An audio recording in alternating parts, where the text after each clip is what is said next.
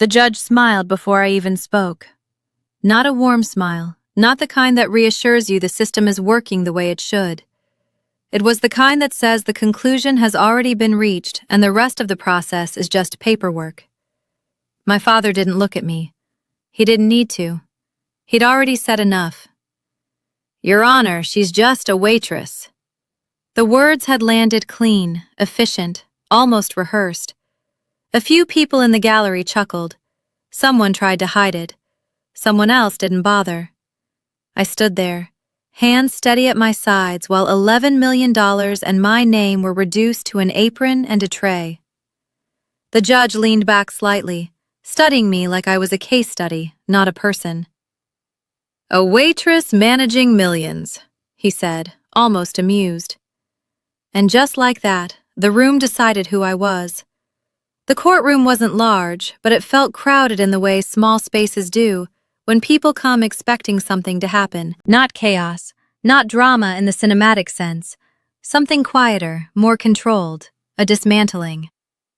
Local attorneys filled the benches along with a handful of extended relatives who suddenly had opinions about a state law. Two neighbors sat in the back row, the kind who never spoke to you for years, but now leaned forward like they were watching something educational. My father sat in the second row, one arm resting casually along the back of the bench. He looked comfortable. That was the first thing I noticed when I walked in.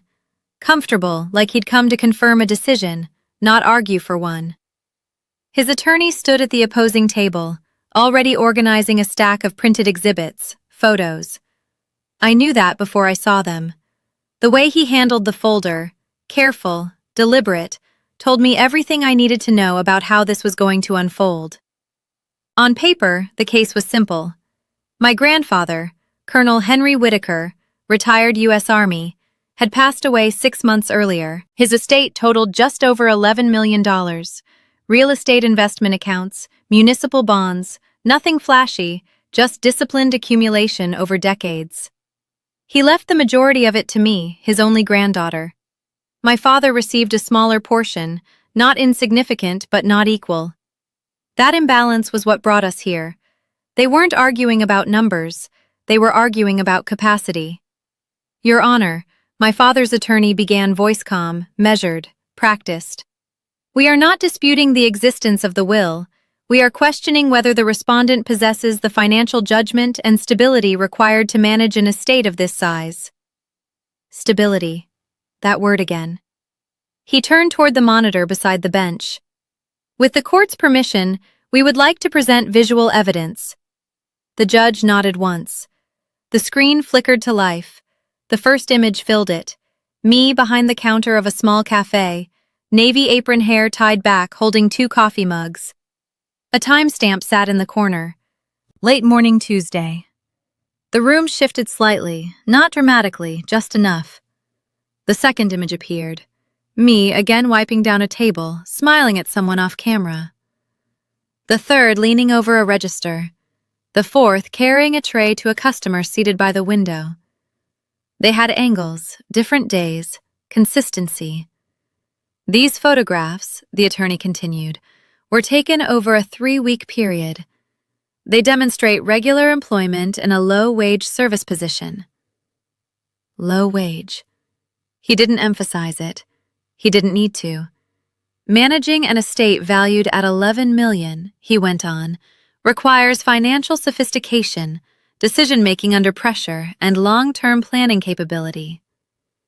He paused just long enough for the implication to settle.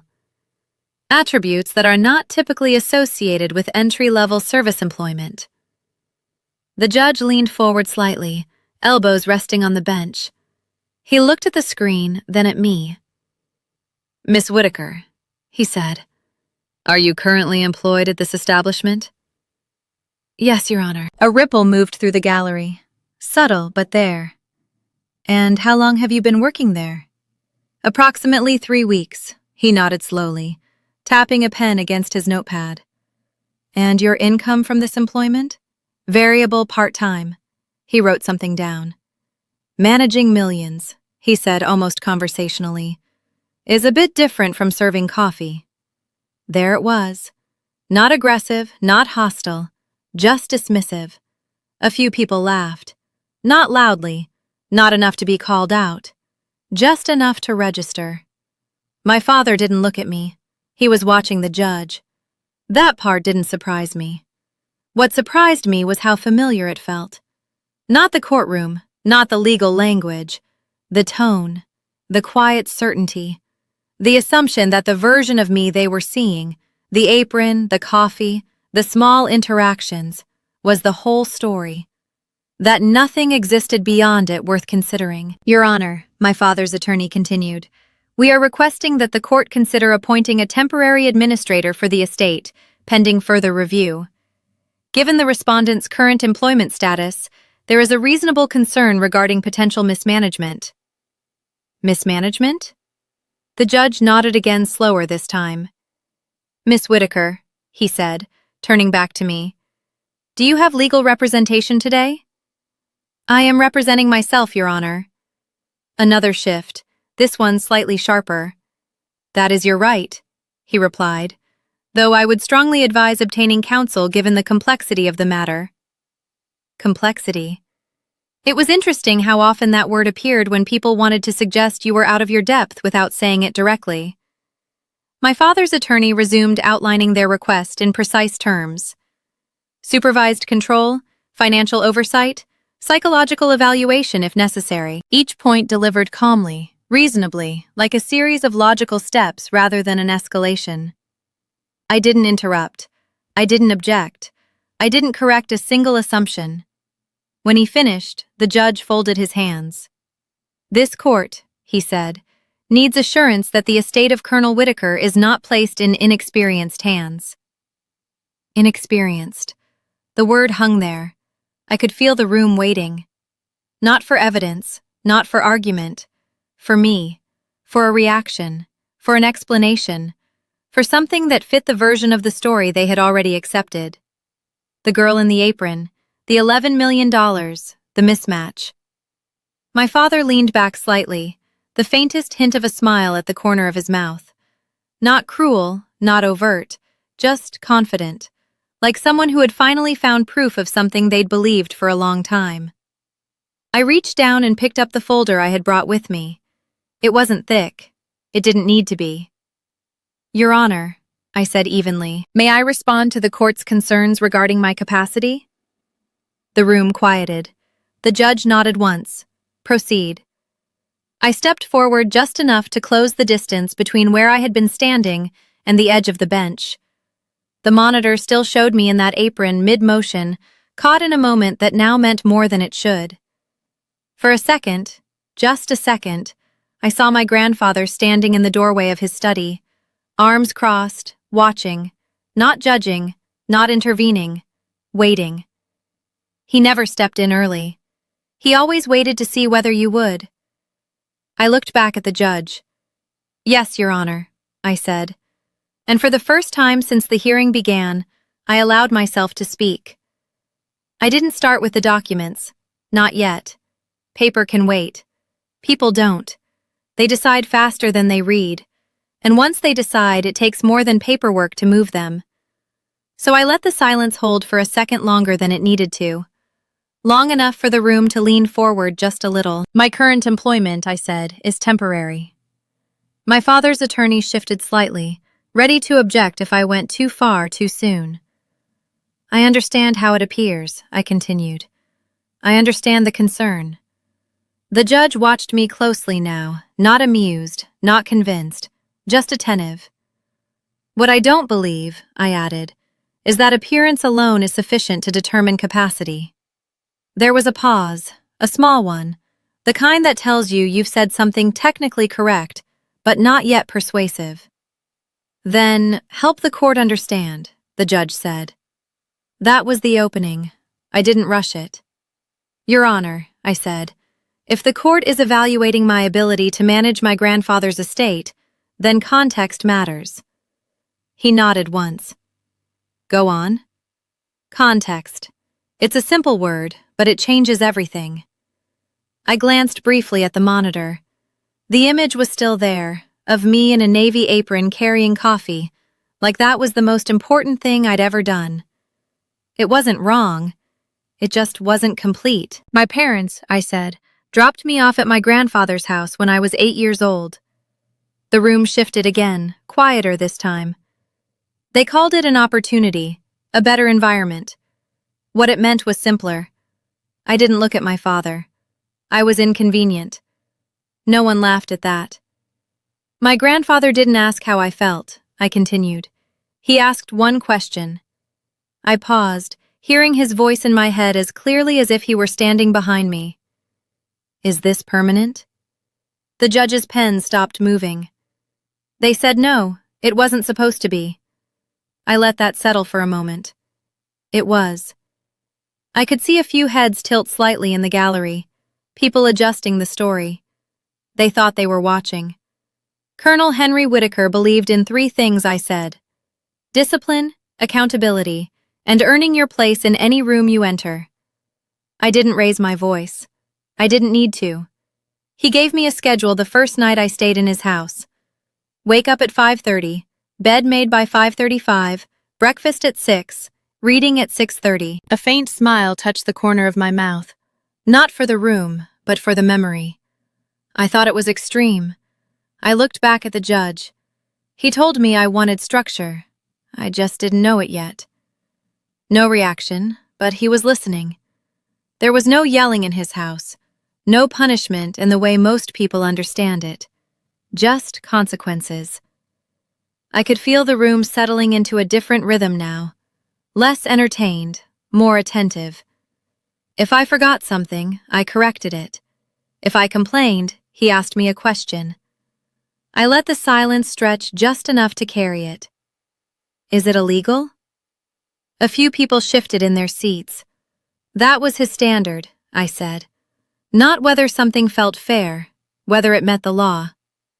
I rested my hand lightly on the folder in front of me, but didn't open it. By the time I was 12, I understood the difference between fairness and legality. By 14, I was reading basic contract law. The judge leaned back slightly, not interrupting.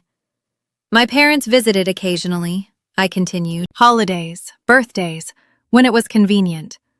They used words like serious and distant to describe me. I allowed myself a small breath. My grandfather called it focused. I didn't need to say more than that. When I was 16, I said I overheard a conversation in his office. My parents were asking him for early access to part of his investment portfolio. That got a reaction, subtle but real. He refused. I finally glanced in my father's direction just once. He told them, "Inheritance is not entitlement." I looked back at the judge. It's responsibility. The word hung there heavier than the others. I didn't understand how literal that would become until much later. The judge tapped his pen again, slower this time. "And your professional background, Miss Whitaker?" he asked. There it was, the question they had avoided asking until now. I didn't answer it directly. After high school, I said I studied law. No elaboration, just the fact. I chose it because I value structure, systems, clarity. I could feel the attorney across from me shifting again, recalculating. After graduation, I continued, I entered the United States Army. That landed differently. Not dramatic, not explosive, just enough. A few people sat up straighter. I completed officer candidate school, I said, then continued my legal training through military channels. The judge's eyes narrowed slightly, focusing. "And your current status?" he asked. I met his gaze evenly. "Active duty, Your Honor." The room went quiet. Not the kind of quiet that follows a joke, the kind that follows new information people weren't expecting to hear. My father's attorney stepped forward quickly. "Your Honor," he said, "while we respect the respondent's service, the issue before the court is estate management, not military." "It is relevant," I said calmly, not raising my voice, just continuing. The judge held up a hand, not to silence me, to control the pace. Let her finish, he said. That was new. I nodded slightly. My current assignment status, I said, places me in a transitional period between postings. I gestured lightly toward the monitor. The cafe work you see here is part-time, temporary, lawful, no apology in it, no defensiveness. During this period, I am subject to standard compliance procedures related to financial oversight, given the size of the estate and my active duty status. The attorney opened his mouth again, then closed it. Those procedures, I continued, include restrictions on direct management of certain assets until review is complete. The judge's pen moved again. So, instead of sitting idle, I said I chose to work. I let that sit for a second. 3 shifts a week, cleaning tables, serving coffee. I looked back at the screen. It is not illegal. No one laughed this time.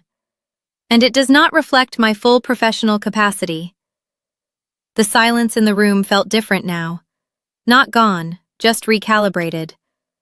The judge leaned forward again, folding his hands. Miss Whitaker, he said, do you have documentation supporting your statements? Yes, Your Honor.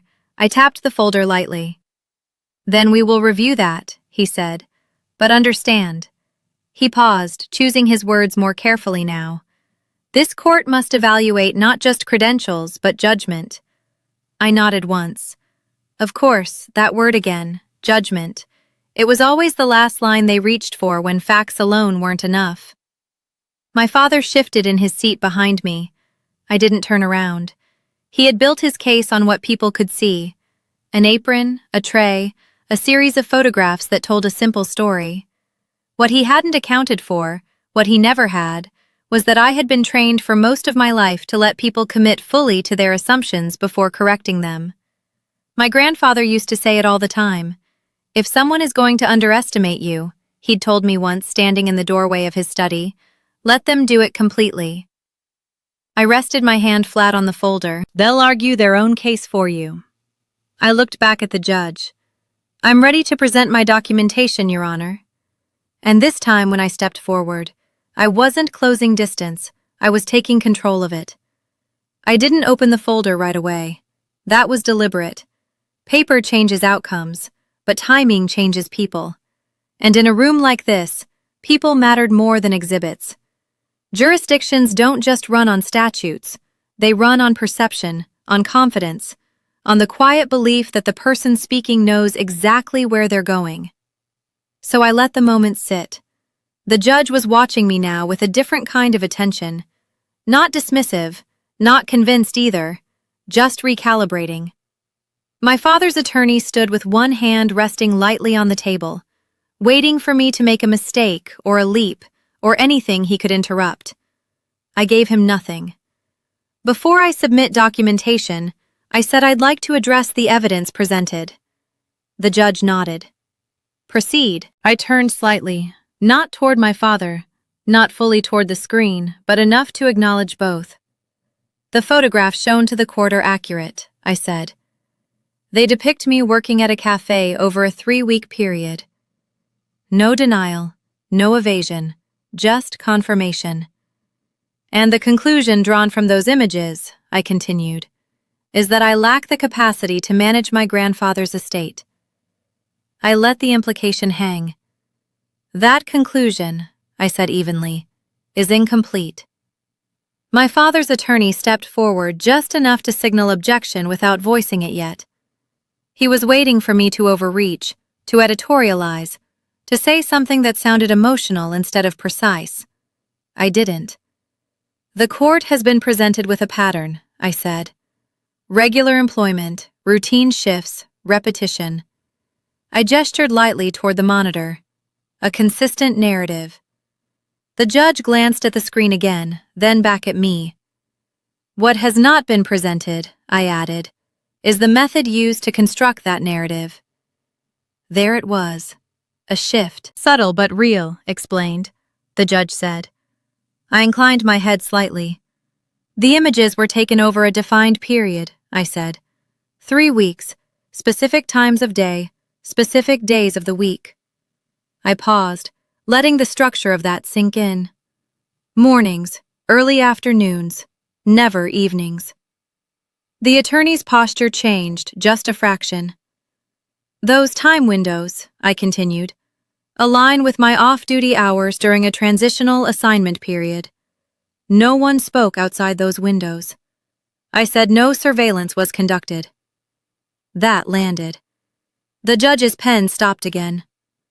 "You're suggesting selective documentation?" he said. "I'm stating a fact," I replied. I didn't raise my voice, I didn't emphasize it. I just let it exist. My father's attorney stepped in quickly. "Your Honor, the respondent is speculating about investigative methods." "I'm not speculating," I said, still calm. "I'm describing observable gaps." The judge lifted a hand again. Not sharply, just enough. "Let her finish." The attorney stepped back. That was the second time. I continued. "If the goal was to assess my full professional capacity," I said, "the investigation would have extended beyond 3 weeks. It would have included verification of credentials, employment history, and licensing." I let my gaze settle briefly on the attorney. It did not. He held my look for a second, then looked away first. Instead, I continued. "The court has been presented with a curated set of images that support a specific conclusion." I turned slightly more toward the judge. "That I am a waitress." The word didn't carry weight the way it had before. Not anymore. Silence filled the room again, but it wasn't empty this time. It was active. People were thinking, reassembling. "Your Honor," I said, "I'd like to submit Exhibit A." I opened the folder. The sound was small, but in that room it carried. I removed a single document and handed it to the bailiff, who passed it up to the bench. The judge looked down. "What am I looking at?" he asked. "My active duty orders," I said. "United States Army." He scanned the page slowly this time. "And Exhibit B?" I added, already pulling the next document free. This one moved through the same process. "My legal certification," I said. "Bar admission." The attorney shifted again, more noticeably now. "Exhibit C," I said, placing the third document forward. "Current assignment designation." The judge's expression didn't change dramatically. It didn't need to. The change was in the pace of his reading. Slower, more deliberate, less assumption. "Your Honor," the attorney said carefully, "we do not dispute that the respondent may have additional qualifications. Our concern remains her current pattern." I said quietly, finishing the sentence for him. He stopped. "That's the word we keep coming back to," I continued. "Pattern." I let the word settle between us. A pattern constructed from a narrow set of observations. The judge looked up at me again. "And your explanation for this pattern?" he asked. I met his gaze. "It's incomplete." That was it. No elaboration, no justification, just the correction. The room held still. My father shifted behind me. This time I felt it, not saw it. A small movement, uneasy. The first sign that the version of the story he had relied on might not hold. I didn't turn around. I didn't need to. "Your Honor," I said, "I understand the court's responsibility to ensure that my grandfather's estate is managed competently." I meant that. I share that responsibility. That part mattered more than anything else I had said. "This is not about pride," I added, "or perception." I rested my hand lightly on the remaining documents in the folder. "It's about accuracy." The judge nodded once. Not agreement, acknowledgement. "Continue," he said. I took a breath. Not deep, not dramatic, just enough. "My grandfather did not make impulsive decisions," I said. "He evaluated, he verified, he tested." I could see him again standing at the edge of the driveway, watching me struggle to carry something that was just slightly too heavy. He never stepped in immediately. He left me his estate. I continued because I met his standards. I let that sit, not because I asked for it. The difference mattered. My father's attorney stepped forward again, more carefully this time. Your Honor, the respondent is attempting to reframe the issue. The court is not evaluating her grandfather's intent, but her present capability, which is precisely what I'm addressing, I said, still calm, still controlled. The judge raised a hand again. I understand both positions, he said. Proceed, Miss Whitaker. That was the third time. Patterns were shifting. I nodded. My present capability, I said, is not defined by a 3-week snapshot. I looked once more at the screen, then back to the bench. It is defined by a body of work, training, and accountability that has not yet been fully presented to this court. I paused, and I intend to present it. The room didn't react outwardly, but the energy had changed. It was no longer about proving I was unqualified. It was about discovering whether I wasn't. That difference is where cases turn. I closed the folder gently, not because I was finished, but because I had said enough for now. My grandfather used to say, "There's a moment in every argument where pushing harder weakens your position." This wasn't the moment to push. This was the moment to let them catch up. I stepped back slightly, returning to where I had been standing before. The distance felt different now. Not smaller, just balanced. The judge looked down at the documents again, then back up at me. Miss Whitaker, he said, the court will take a brief recess to review these materials. He tapped the bench lightly. We will reconvene shortly. The bailiff called it out. People stood, chairs shifted, voices returned low and controlled. I stayed where I was for a second longer than necessary. Then I turned. My father was already looking at me, not smiling this time, just calculating. That was fine. He was a little late to start. The courtroom felt different after the recess. Not quieter, just tighter. Conversations dropped as people returned to their seats like a room adjusting to a new temperature. The judge came back in with a folder in his hand, not the same one from before. Mine. He set it down carefully, not casually. That was the first signal. Be seated. Chair settled. The bailiff stepped back. My father's attorney straightened his tie, a small habit that hadn't shown up earlier in the morning. The judge looked at me first this time. Miss Whitaker, he said, we've reviewed your submissions. He didn't say what he thought of them. Judges rarely do, not directly, but the pause that followed carried more weight than any statement could have. Counsel, he added, turning to my father's attorney, you may proceed. The attorney nodded, but there was a fraction of a delay, just enough to register. Thank you, Your Honor. He stepped forward, but he didn't look at the screen this time. He looked at me. Miss Whitaker, he said, you've provided documentation indicating military service and legal training. Correct.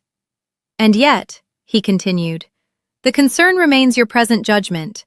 Your decision to work in a low-wage environment while responsible for an estate of this magnitude raises questions. There it was again. Same argument, different angle. Questions, I repeated. Yes, he said, about priorities, about stability, about whether your actions reflect the level of discretion required. He was careful, more careful than before. That's a fair concern, I said. The admission caught him off guard. Not enough to show it, but enough to shift his stance. And your response? He asked. I didn't answer immediately. I let the room hold it. My response, I said, is that you're evaluating a decision without understanding the constraints under which it was made. The judge leaned forward slightly. Explain. I stepped forward again, just enough to close the distance I had created earlier. My current assignment, I said, places me under specific financial compliance protocols. The attorney frowned slightly. Those protocols, I continued, limit direct engagement with certain categories of assets during transitional periods between postings. The judge glanced down at the documents again, flipping one page. And your point? He asked. My point, I said, is that I am not currently managing the estate in full capacity, by design, not by deficiency. That landed differently. The attorney recovered quickly. Even so, he said, choosing to work in a cafe is lawful, I said. Yes, he conceded, but it raises questions about judgment. Only if you assume there were better options available under those constraints, I replied. Silence. He didn't have a follow-up ready. The judge looked between us. Miss Whitaker, he said, this court is less concerned with what is permissible and more concerned with what is prudent. I nodded. Understood that word again, but this time it wasn't a bridge, it was a setup. Then help the court understand your decision-making process. He said. There it was the question behind all the others. I let a second pass, not for effect, for clarity. My decision, I said, was to remain active, accountable, and visible during a period where my direct involvement in the estate was limited. I kept my voice steady. I chose work that required consistency, attention to detail, and public interaction. The attorney shifted again, preparing to push back. Serving coffee, he said, unable to keep a slight edge out of it, is not typically considered a demonstration of high-level financial judgment. I turned my head slightly toward him. No, I said calmly. It isn't. Then I looked back at the judge. But it is a demonstration of discipline. That word again. The same one my grandfather used. And discipline, I added, is transferable. The judge didn't interrupt. He was listening now, not evaluating. Listening. My grandfather didn't leave me his estate because of what I did in a single moment. I said he left it to me because of how I operate consistently. I paused, letting that connect. Under pressure, under scrutiny, under constraint. I could feel the room leaning in again, not for drama, for resolution. And today, I continued, this court is evaluating me under all three. The attorney stepped in, trying to regain control. Your Honor, the respondent is making generalized statements. I'm making specific ones, I said, not raising my voice, just continuing. And I can support them. The judge raised a hand again, this time more decisively. Let her finish. That was the fourth time. Patterns don't just shift, they settle. I took one more step forward. Not aggressive, not hesitant, just precise. I understand the court's concern about perception, I said. I glanced once at the screen, still frozen on that image of me in the cafe. I understand why these images were persuasive. I looked back at the judge. They were meant to be. The room stilled. My father's attorney didn't move. My father didn't either. They present a version of me that is easy to categorize, I continued, easy to dismiss. I let the words land, but they are not false. That mattered. They are incomplete, and that mattered more. The judge leaned back slightly, studying me again. Miss Whitaker, he said, you've established that the court may not have had the full picture. He paused, but the question remains. He stopped just for a second, long enough to choose his words. Who are you in this context? There it was, not a legal question, a defining one. The room went still. No shifting, no whispering, just space. I didn't rush it. I didn't look at my father. I didn't look at the attorney. I looked at the judge, and I answered. I'm not just a waitress. I let the sentence end there, not as a correction, as a transition. The silence deepened, measured, focused. I'm a captain in the United States Army. No emphasis, no theatrics, just the truth. It landed like something heavy being set down carefully, not dropped, placed. No one laughed, no one moved. Even the attorney didn't speak. The judge didn't react immediately. That was what made it real. He didn't perform surprise, he absorbed it. Then he looked down at the documents again, slower this time. Captain, he repeated, almost under his breath. The room held. I didn't add anything. I didn't need to because that wasn't the end of the answer. It was the part they could hear. What mattered was what came next. And this time when I spoke, I didn't step forward. I stayed exactly where I was. I serve as a judge, advocate, general officer, I said. The words were precise, clear. I am licensed to practice law. A pause. I operate under a chain of command that holds me accountable for decisions with legal and financial implications. Another pause. My work requires discretion, analysis, and adherence to standards that are not optional. The judge's pen hadn't moved. He wasn't writing anymore. He was listening. I did not present this earlier. I continued because the court had not asked the right question. I let that sit. But now it has. Silence. Full, complete, irreversible. My father shifted behind me. Not a calculated movement this time. A reaction. Late. The judge placed the pen down. Counsel, he said, without looking away from me. Approach. The attorney hesitated for the first time. Then he stepped forward. The judge leaned slightly toward him, voice low but not low enough to hide the change. We will need to revisit the basis of your argument. The attorney nodded carefully because the case hadn't ended, but the version of it they walked in with had. And there's a difference between losing a case and losing the story that was supposed to win it. The second hearing didn't feel like a continuation.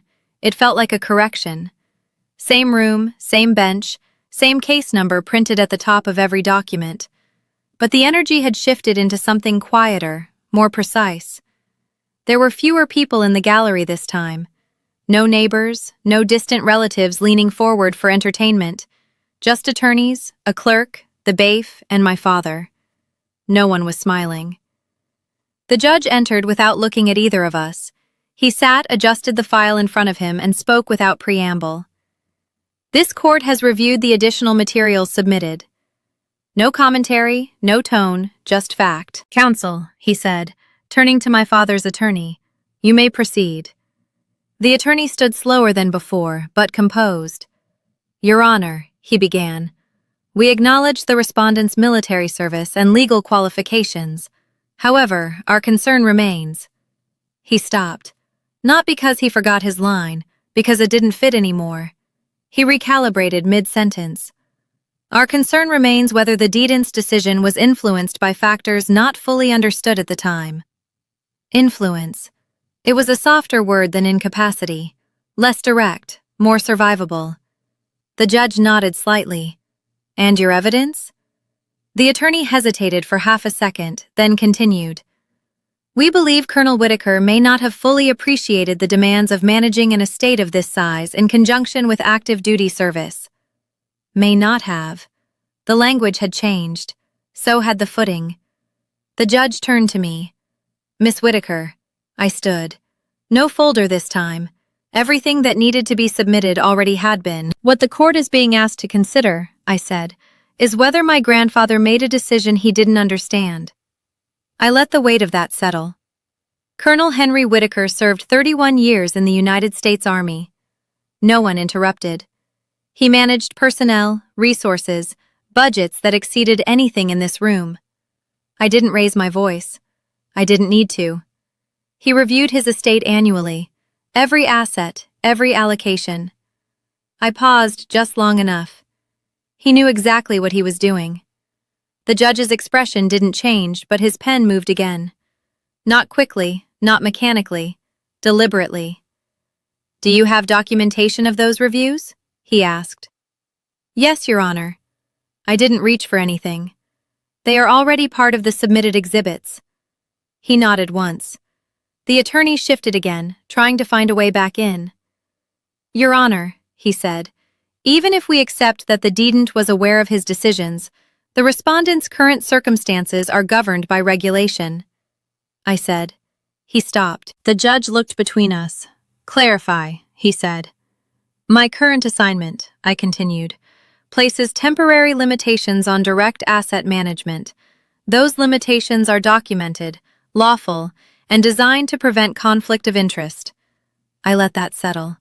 They do not indicate incapacity. The attorney opened his mouth, then closed it again because there was nowhere for that argument to go. The judge leaned back slightly. "This court," he said, "is not in the business of rewriting wills based on speculation." The word landed clean. Speculation. He looked at my father's attorney. "You have not demonstrated undue influence." A pause. "You have not demonstrated incapacity." Another pause. "And you have not demonstrated mismanagement." 3 lines, 3 closures. The attorney nodded once, slowly, because there wasn't anything else to do. The judge turned to me. "Miss Whitaker," he said, "the petition to appoint a temporary administrator is denied." He didn't look at the gallery.